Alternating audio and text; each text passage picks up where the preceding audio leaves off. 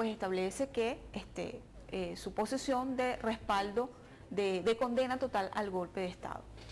Pero sería bien interesante también evaluar, ¿no?, esta situación que se está dando en Honduras y ver también la situación que estamos viviendo nosotros aquí en Venezuela. Y es como que un tanto fuera de orden, pues, porque nosotros vemos como la OEA ha hecho, si se quiere, caso omiso, o ha dejado, o como quiere no ver la situación que está ocurriendo en Venezuela, que también pudiéramos decir que hay un golpe institucional que está ocurriendo en nuestro país, porque hay gobernantes que han asumido el poder democráticamente, elegidos democráticamente, y resulta que aquí pareciera a la OEA eso no importarle, pues están dejando de lado ese caso. Por ese carácter de que se ha sometido a consulta, y en esas consultas han podido tomar posesión de todas estas instituciones. Pero el caso de Venezuela también es un caso importante con relación a la actuación de cómo debe ser la actuación de un gobierno democrático, ¿ok? Y respetar las instituciones y respetar los sucesos que se dan democráticamente y a través de elecciones libres, como sucedió aquí en Venezuela. Entonces, es un poco ver cómo, lamentablemente, es así. Las relaciones internacionales se mueven de acuerdo a los intereses, ¿ok? Intereses de todo orden, políticos y económicos principalmente, y vemos cómo la OEA se mueve como un club de presidentes que tratan de apoyarse entre ellos, ¿verdad? Y de como que resguardarse sus errores y dejar de lado realmente lo que es la esencia, lo que debería ser la esencia democrática de la actuación institucional que debería tener la OEA. ¿No cree que esto en realidad sea como el planteamiento que nos está haciendo, tomando en cuenta que esto tiene un antecedente y es un fenómeno que se está dando en la Organización de Estados Americanos?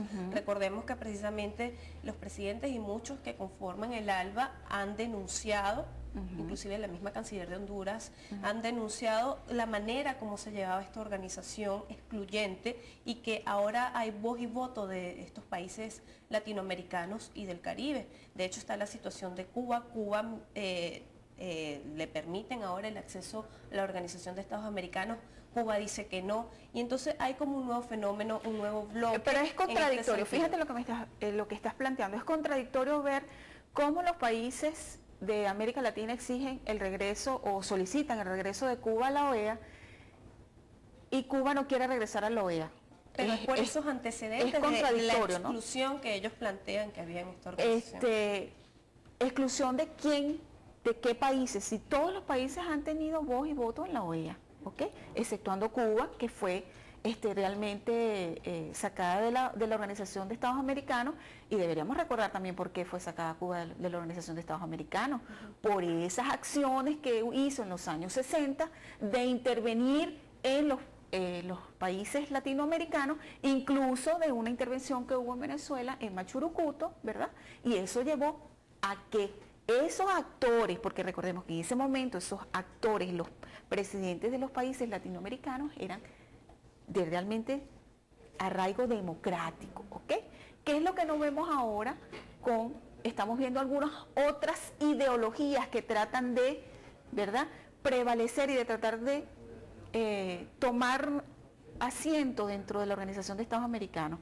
Allí vemos, pues, la posición de Cuba, siendo un gobierno que ha tenido durante 50 años ahí dominado y con un comunismo férreo en esta isla, y ahora dándose golpes de pecho de países, inclusive de solicitar bloqueo para Honduras. O sea, es algo realmente, digamos que paradójico. También son temas polarizados, que hay opiniones de parte y parte. Precisamente su tesis es la que rechaza mucho de los que integran ahora la Organización de Estados Americanos, o esos nuevos mandatarios, inclusive el gobierno de Venezuela. Vamos a cumplir nuevamente con nuestros anunciantes. Recordemos también a la canciller de Honduras, que dice que hay que replantear, como refundar la Organización de Estados Americanos, si no todos los países que la incluyen deberían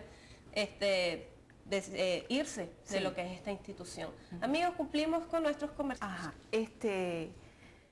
En primer caso no estamos hablando de expatriación, no se trata de una expatriación de algún ciudadano, ¿ok? Solo que fue sacado del poder y fue llevado a otro país, porque eso de la expatriación tiene Pero que correr con algunas no le medidas. permite regresar a su país. Claro, no es que no se le permite, él pudiera regresar a su país, ¿ok? Preso. Solo que tiene que cumplir con lo establecido en las normas internas de ese ordenamiento jurídico hondureño, que establece pues que la persona cometió unos delitos y tiene que someterse a la justicia. Pero Tan esos simple como delitos habrán sido investigados, es lo que queda pues en la opinión pública Bueno, internacional, que están siendo extremistas. los organismos internos de Honduras, si hacen esas acusaciones es porque tienen, deben tener sus pruebas y haber hecho sus investigaciones sobre esos casos. Inclusive, hay informaciones pues de que se le acusa de alguna manera facilitar el tráfico de drogas en Honduras. Inclusive se habla de que, ojo, esto no lo digo yo, esto ha salido en prensa pues de que han aterrizado en Honduras avionetas desde Venezuela con carga. Son cosas bien delicadas, muy delicadas que hay que investigar, pero se habla de eso, pues. Y yo me imagino, o sea, es que debe ser así, pues estas personas del gobierno de Honduras, si dicen que él está en curso en esos delitos, de lesa patria, como ellos hablan, pues es porque han hecho investigaciones y tienen las pruebas de que bueno, eso pero es así. digamos que existe una especie de cerco, es como una pecera, adentro está Honduras y el mundo alrededor. Ajá. Y que no hay acceso, porque ni siquiera a través de los medios debemos partir de algo. Hay una situación difícil en Honduras y hay una crisis y sin duda la solución de eso debe pasar por un proceso de negociación, ¿ok? Y ese proceso de negociación, ¿verdad?, del regreso de Zelaya a Honduras, debe conllevar, desde mi punto de vista, debe estar basado en la defensa de los valores y de los principios democráticos e institucionales, ¿ok? Y entonces, ¿qué quiere decir eso?